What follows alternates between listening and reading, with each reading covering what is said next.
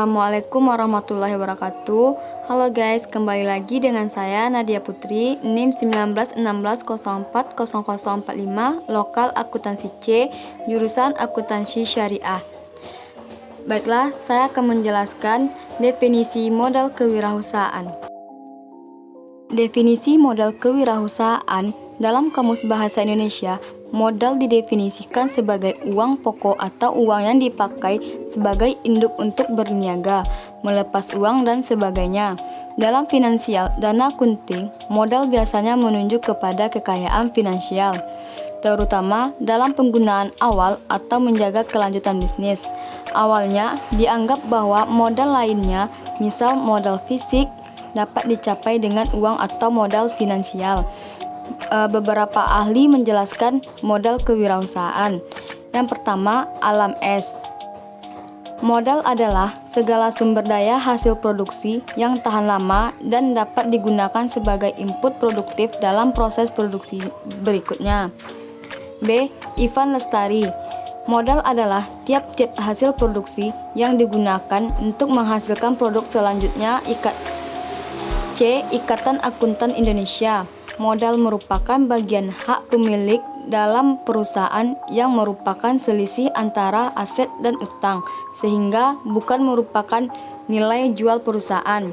D. Sugiarto. Modal adalah seluruh aktiva perusahaan yang digunakan untuk mendapatkan penghasilan.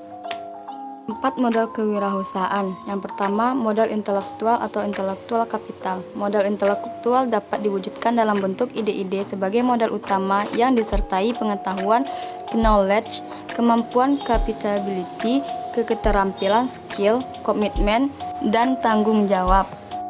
Yang kedua, modal sosial dan moral. Modal sosial dan moral diwujudkan dalam bentuk kejujuran dan kepercayaan, sehingga dapat terbentuk citra diri yang positif. Yang ketiga, modal mental. Modal mental adalah kesiapan mental berdasarkan landasan agama, diwujudkan dalam bentuk keberanian untuk menghadapi risiko dan tantangan yang dilandasi keimanan dan ketakwaan kepada Tuhan Yang Maha Esa.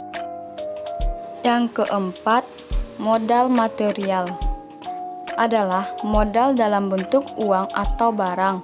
Modal ini bukan segala-gala dan bukan merupakan modal utama, karena modal material dapat terbentuk apabila kita telah memiliki jenis-jenis modal di atas.